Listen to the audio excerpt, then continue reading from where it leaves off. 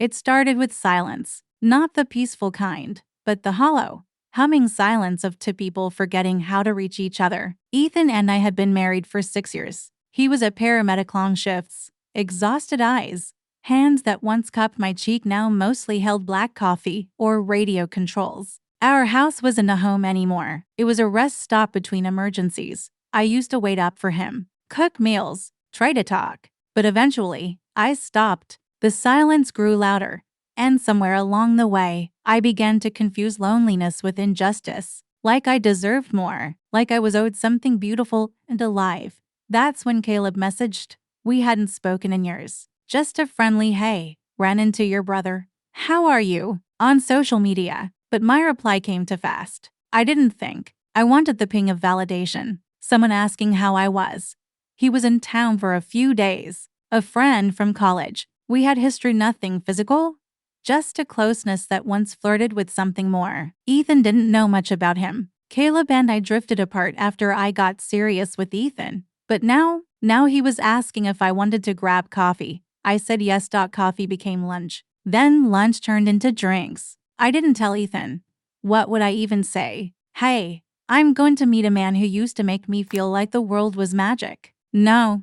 I told him I was running errands. He barely blinked. The day it happened, Ethan was on an overnight shift. Caleb came over around 7. I had cleaned the house, lit a candle like some desperate teenager. I hated myself for it even as I did it. He brought wine. We sat too close on the couch. I was laughing too much. My voice too high. When he touched my hand, I didn't pull away. When he kissed me, I let him. And when I let him into our bedroom, I told myself Ethan was gone. That he wouldn't know. That it didn't mean anything. That it was just one night. I didn't think about the smell of Ethan's cologne on the pillows. Or the fact that the photo on the nightstand showed us on our honeymoon. In that moment, my brain wasn't thinking. My body was winning.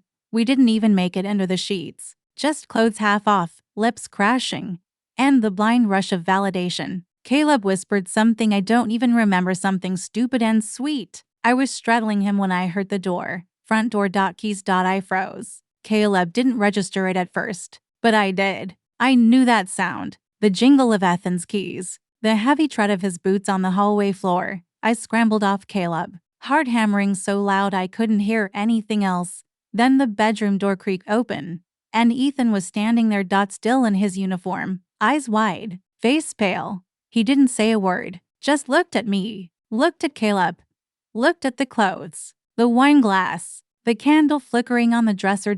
And then he stepped inside. Sarah, Ethan said, but it was more breath than word, like he couldn't believe he was saying my name, like saying it made it worse. Caleb stood, shirtless, trying to zip up his jeans with shaking hands. I reached for a blanket, not to hide what was there to hide. The truth was already here, dripping off every surface like sweat. Ethan, I whispered, stepping toward him, but his eyes didn't move from Caleb.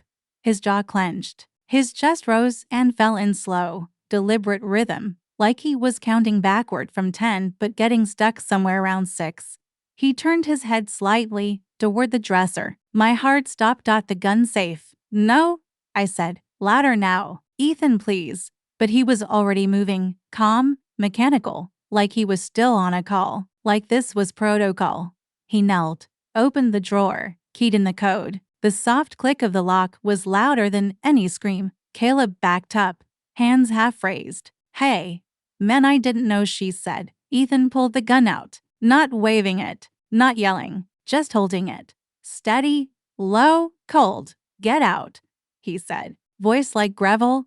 Caleb didn't wait. He bolted past Ethan, shirt still half on, bumping into the wall as he stumbled down the hallway. I heard the front door crash open, his footsteps pounding into the night, but Ethan didn't move. He just stood there, looking at me. I'm sorry, I choked. It wasn't, I didn't mean for. You brought him here, he said. His hand was still on the gun. In our bed, I was lonely. Ethan, I needed, don't, he cut me off. Don't make this about what you needed. I tried to step closer. His arm rose, just slightly, enough for me to stop. I didn't think you'd come home, I whispered, as if that made it better. He stared at me for a long time, long enough for my knees to shake, for my shame to claw its way up my throat. Then another sound, A creak. Caleb. He had come back. Wait, he called from the hall. I left my phone. That's when Ethan moved. Fast. Down the hallway. Ethan, no, I screamed, chasing after him. But it was already happening. I saw the flash. He pulled the trigger. Once. It echoed like a bomb. Caleb fell before he could finish his sentence. Blood soaked into the hallway carpet. I collapsed beside him, screaming until my voice cracked. Ethan stood above us, the gun limp in his hand now, his eyes wide, his mouth trembling. I didn't mean to, he said, almost childlike. I just wanted him to leave. Sirens wailed in the distance. Someone had called. Maybe a neighbor, maybe Ethan himself. I couldn't hear over the ringing in my ears. I cradled Caleb's head in my lap, but it was too late. His eyes were open, staring at nothing. I looked up at Ethan, and I didn't see my husband anymore. I saw the man I broke. The sirens tore through the neighborhood like a scream that wouldn't end. Blue and red lights bled through the windows, washing over the walls, over Caleb's lifeless body, over my shaking hands. Ethan didn't run.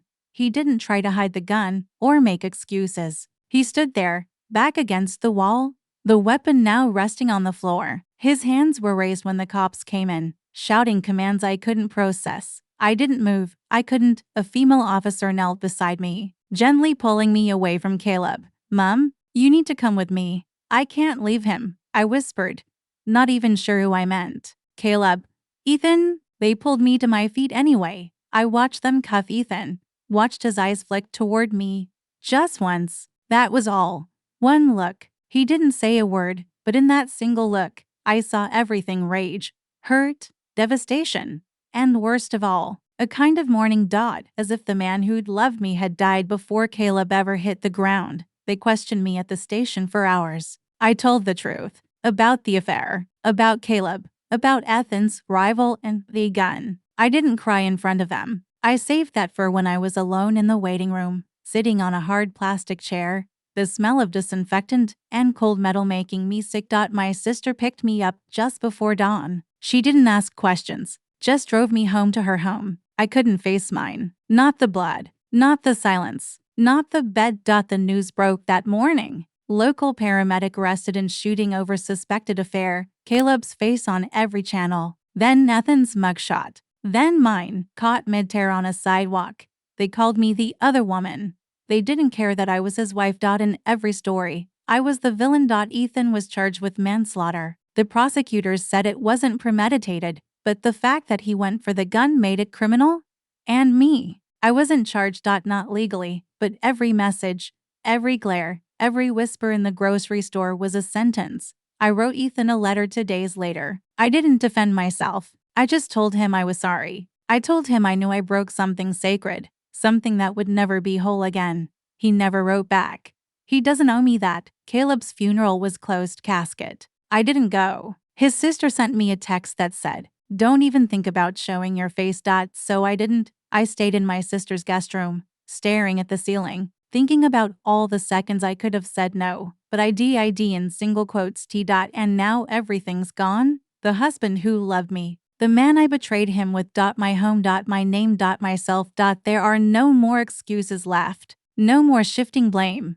Just silence. The same silence I tried to escape when this all began. But now, it's the only thing I deserve.